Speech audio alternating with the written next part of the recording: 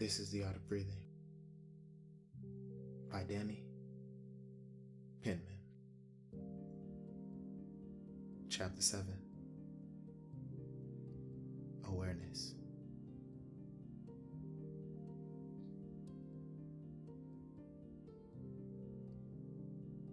All that is solid melts into air. Thoughts, feelings, and emotions are created by the body as much as the brain. Even logic and rationality are profoundly influenced by the body. It's called embodied cognition. It ensures that you see the world as a reflection of yourself, rather than as objective reality. Fancy a cup of tea? If you want someone to like and trust you, give them a warm drink. Empathy and trust are warm. If you're seeking a more masculine aura, give them something hard to hold. Masculine is hard. If you want something to appear more valuable, make it heavy. Valuable is heavy. Embodied cognition is the body's shorthand. It summarizes and simplifies so you can make quick decisions in a complex and rapidly changing world.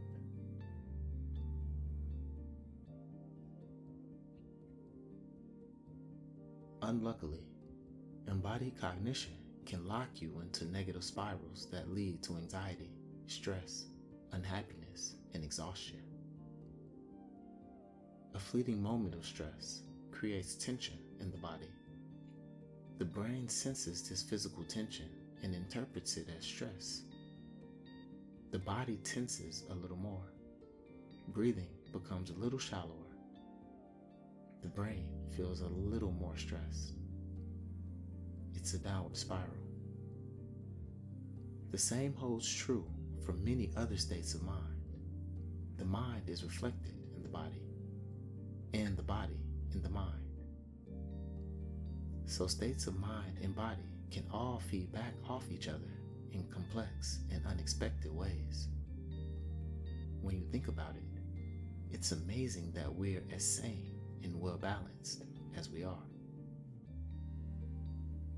But luckily, we have this magical thing called consciousness. It allows you to see the interconnections between your mind and body and releases you from negative and reactive states of mind. So instead, you can learn to respond rather than react. And such awareness is only ever a single breath away. Stop. Breathe.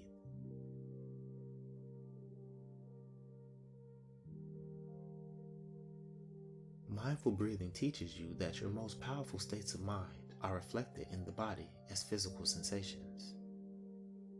Be aware of these sensations. Each one is a message. If you ignore them or suppress them, then they will become ever more insistent and distressing until you can resist them no longer. It's one of the most powerful sources of unhappiness and distress. But there is an alternative. If you consciously listen to these messages by actively feeling them in your body, then something miraculous can happen. You'll realize that they rise and fall like the waves on the sea or your breath in your body.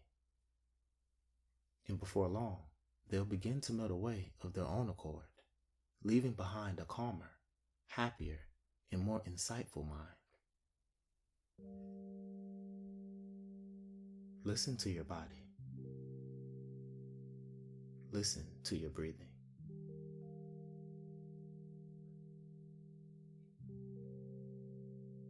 Become aware of your stress and watch it dissolve. Begin by tuning in to your breath. Feel its rise and fall. After a minute or so, Begin paying attention to your body and locate where your unpleasant feelings or emotions have taken root.